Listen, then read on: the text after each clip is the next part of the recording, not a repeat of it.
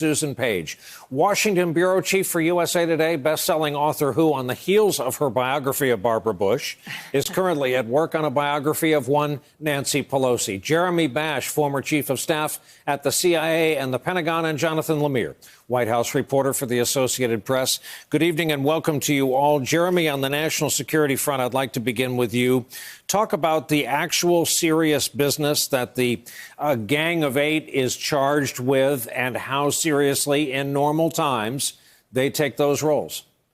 Well, the chairs and vice chairs or ranking members of the intelligence committees and the congressional leaders from both houses and from both parties are 8 members of Congress, the so-called Gang of Eight, and they are charged with overseeing the most sensitive intelligence activities and sensitive intelligence operations.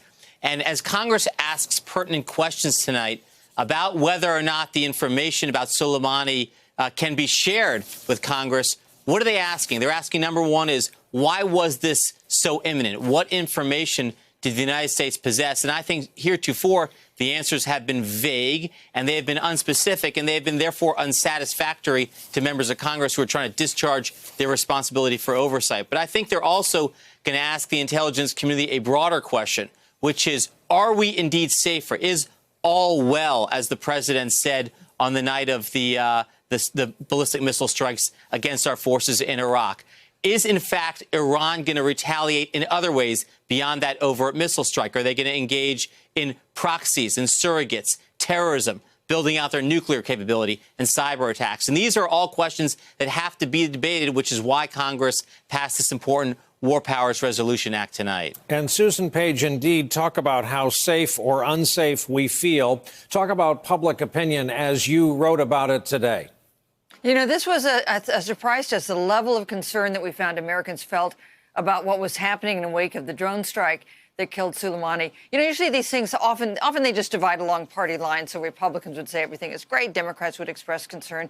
That's really not what we found. By more than 2-to-1, Americans said we were less safe. A majority of Americans said that the president was acting recklessly when it came to Iran. So we saw a high level of concern about the repercussions, not the defense of Soleimani. Nobody's defending Soleimani as someone who didn't deserve to die, but about the repercussions of the action that the president took. And, you know, we saw the president take a very different tone yesterday than he had taken in the previous couple days. And I wonder if the White House, which is constantly doing its own polling and survey work, understood the chord that the president had touched with his more provocative rhetoric of the previous days. Jonathan Lemire, let's take that point from Susan Page. Have you seen a migration of attitudes and talking points from the president, from the White House? Is it clear that anyone told him anything about the after effects of this unilateral decision?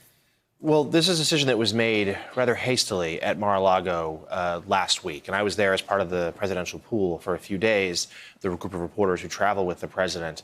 When he had been given a series of options, he, to the surprise of his advisors, took the most dramatic one. He ordered the strike that killed Soleimani. They spent a couple days sort of going over options. They went back to him another time. He went for it. There was some certainly discussion of what the aftermath could look like, but I think that people that we've talked to, the reporting we've done, that's not where the president's focus was. He was much more interested in sort of looking tough, striking out, defending American interests.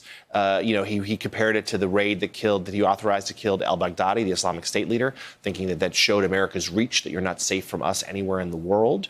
And that there was certainly, the campaign sprung to life as well. They thought this was probably good for his reelection chances, this sort of projecting American leadership.